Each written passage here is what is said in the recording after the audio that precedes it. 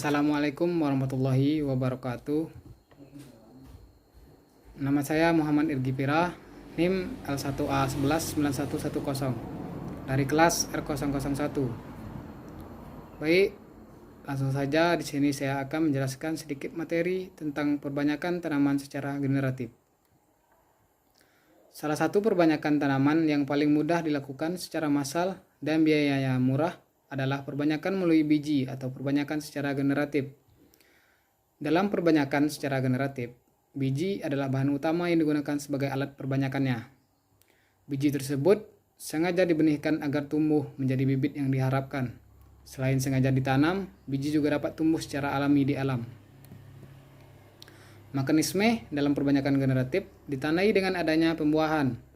Pembuahan tersebut berasal dari peleburan antara sel kelamin jantan dan sel kelamin betina, kemudian menghasilkan zigot yang akan tumbuh dan berkembang menjadi tanaman baru yang bagus dan berkualitas.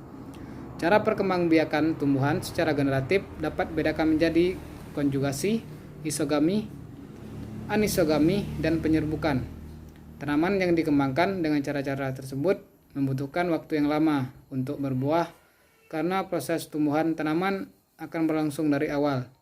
Tanaman akan tumbuh dari janin terlebih dahulu, baru setelahnya akan tumbuh membentuk akar tunggang, akar serabut, batang, juga daun. Ditambah lagi, jika keadaan biji yang ditanam mengalami masa dorman, maka waktu yang dibutuhkan bisa menjadi lebih lama.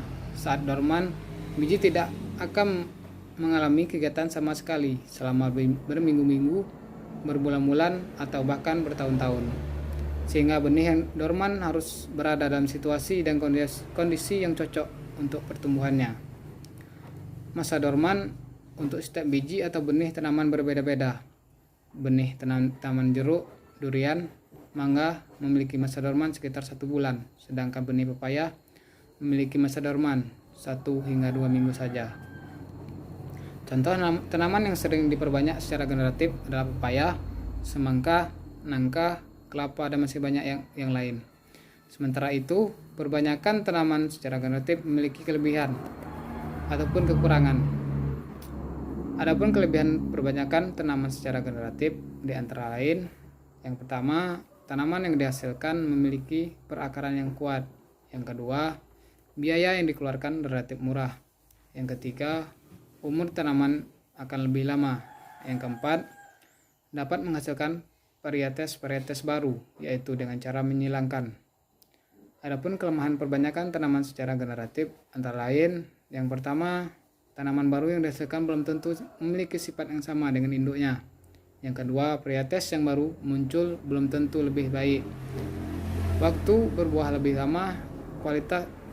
Yang ketiga, waktu berbuah lebih lama. Yang keempat, kualitas tanaman baru diketahui setelah tanaman berbuah. Untuk saat ini, perbanyakan tanaman secara generatif masih banyak dilakukan, terutama untuk menghasilkan jenis tanaman baru yang memiliki kualitas yang lebih bagus dengan cara menyilangkan beberapa varietes yang dianggap unggul, seperti halnya pada tanaman semangka tanpa biji. Contoh lainnya adalah pada tanaman transgenik yang juga merupakan hasil dari pembiakan generatif, yang dimana dalam pembuatannya disusupkan gen bakteri dengan cara merendam biji tanaman dalam larutan kimia yang mengandung bakteri atau gen tersebut. Namun, jika pembudidaya menginginkan cara yang lebih cepat, maka bisa melakukan penanaman dengan cara lain seperti stek, cangkok, okulasi, bahkan kultur jaringan. Sekian, terima kasih. Lebih dan kurangnya saya mohon maaf. Assalamualaikum warahmatullahi wabarakatuh.